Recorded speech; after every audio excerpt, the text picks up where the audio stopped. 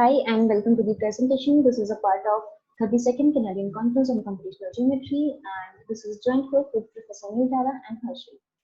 Let me begin by introducing the problem statement.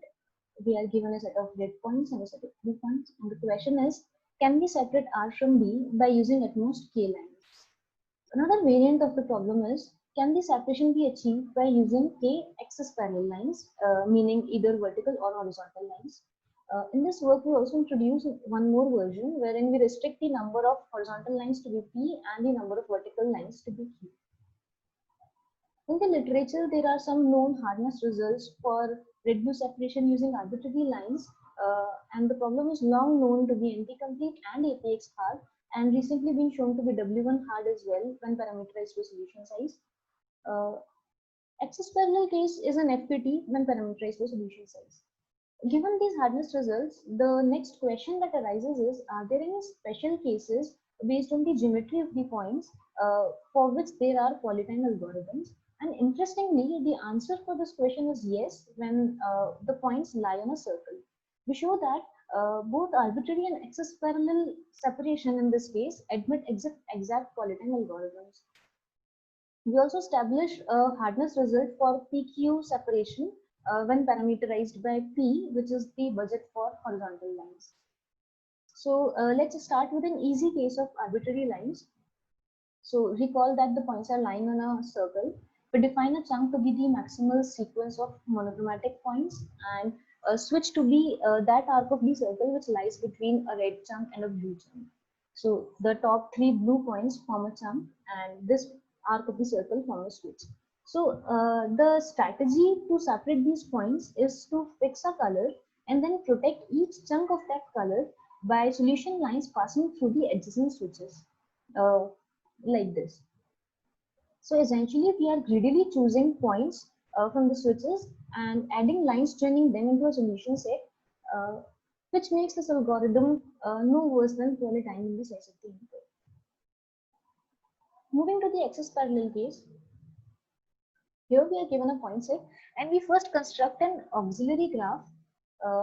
By that I mean, corresponding to every switch, we construct a vertex and we join two vertices if the switches corresponding to them face each other. By facing each other, I mean that there exists an axis parallel line which steps both of them simultaneously.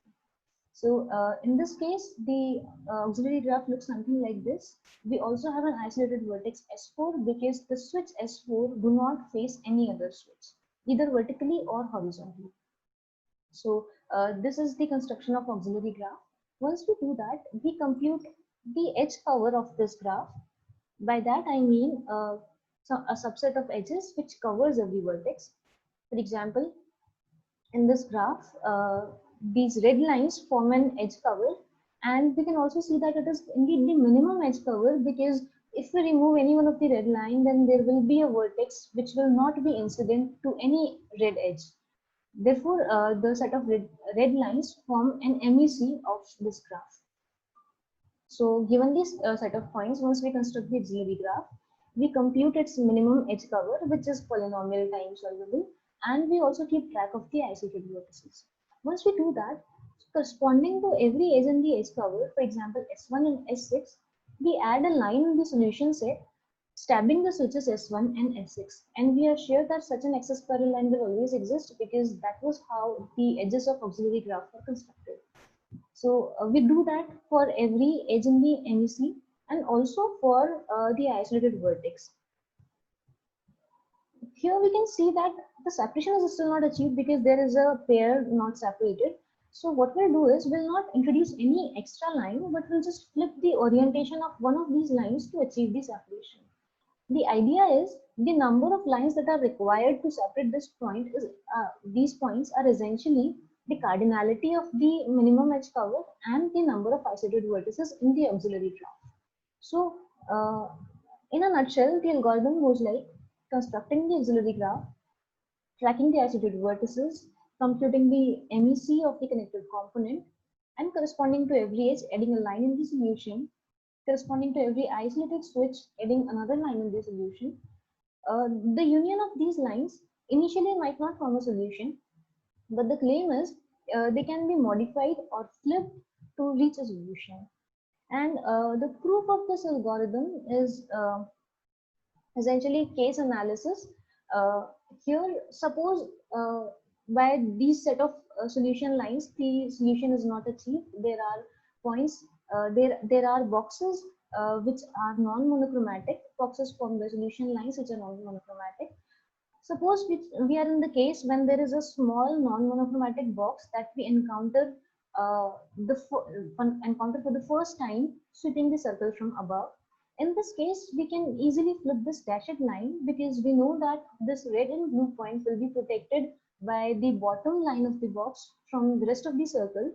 So we can easily flip this line, and we are sure that the boxes above it were already monochromatic because this was the first non-monochromatic box that we encountered.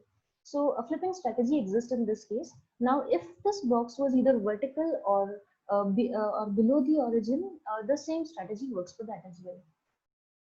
Another case is when there is a big non-monochromatic box, which consists of either 3 or 4 arcs of the circle. Uh, Here, the configuration of these points is forms a fixed number of cases, and we establish that for each of these cases, there is a flipping strategy. As in, this is an illustration of the flipping strategy. So for each of the possible point configurations in this big non-monochromatic box, we have a flipping strategy. So this was a case analysis based proof of our algorithm. Next, we move to the hardness part of the PQ separation problem, wherein we reduce from a well-known W2 hard problem, which is the problem of dominating set, wherein the input is a bipartite graph G with bipartitions R and B and a parameter K, and we are given that R is disjoint union of K sets. And the question is, does there exist a dominating set S which intersects with each of these Ri's at exactly one point and dominates every vertex in B? By dominating every vertex in B, I just mean that every vertex in B has a neighbor in S. So the outline of the reduction is as follows. We are given an instance of dominating set problem. We, without loss of generality, will assume certain conditions that each vertex has a degree D, which is even, and each Ri has cardinality M. If not, we can add dummy vertices, and we assume that K is even.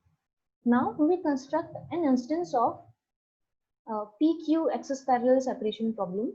How? By defining the position of the red blue points and by defining what this budget P and Q should be.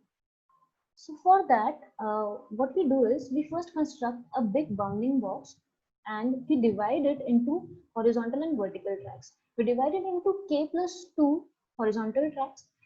Recall that K was the size of the dominating set in the dominating set problem. So we introduce these K horizontal track corresponding to each vertex in the dominating set, and we also introduce these 2 extra horizontal tracks which will act as buffer zones. Also, we introduce these n plus 1 vertical tracks, and each of these tracks correspond to a vertex in B, except for this V0. Next, we also divide each of the horizontal track into M plus 2 horizontal strips. These 2 strips act as buffer zones, and rest M strips correspond to every vertex in the Ri. Similarly, we also divide each vertical strip into 2D many vertical strips. And why we are doing it will be clear in a moment.